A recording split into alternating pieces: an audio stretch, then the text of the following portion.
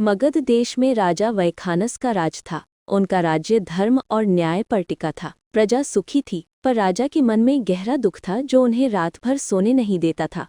एक रात उन्होंने एक भयानक स्वप्न देखा।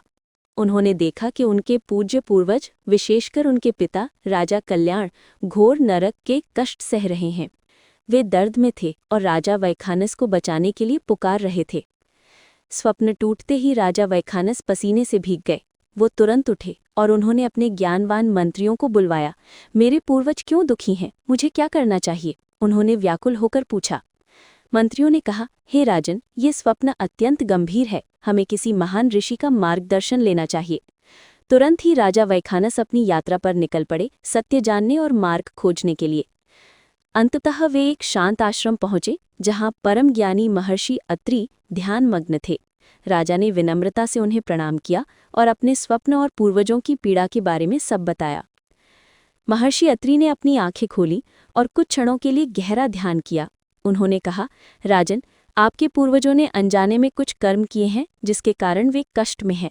इसका एकमात्र उपाय है मोक्षदा एकादशी का व्रत। महर्षि ने समझाया कि मार्गशीर्ष शुक्ल पक्ष की ये एकादशी साक्षात भगवान श्री कृष्ण ने अर्जुन को सुनाई थी। इस व्रत का पुण्य पितरों को मुक्ति दिलाता है। राजा वैखानस का हृदय आशा से भर गया। राजा वैखानस तुरंत अपनी राजधानी लौटे और मोक्षदा एकादशी का व्रत आरंभ किया। उन्होंने कठोरता से नियमों का पालन किया, भगवान वासुदेव का पूजन किया और पूरे दिन सिर्फ श्रद्धा का संकल्प रखा। व्रत के प्रभाव से एक अद्भुत घटना हुई। राजा के पुण्य के कारण उनके पिता राजा कल्याण सहित सभी पूर्वज नरक के बंधन से मुक्त हो गए और उन्हें उत्तम लोक की प्राप्ति हुई। राजा वैखानस को परम शांति मिली। उन्होंने देखा कि मोक्षदा एकादशी का ये व्रत वाकई मोक्ष देने वाला है। तभी से ये व्रत धर्म, आस्था और पितृ ऋण से मुक्ति का प्रतीक बन गया।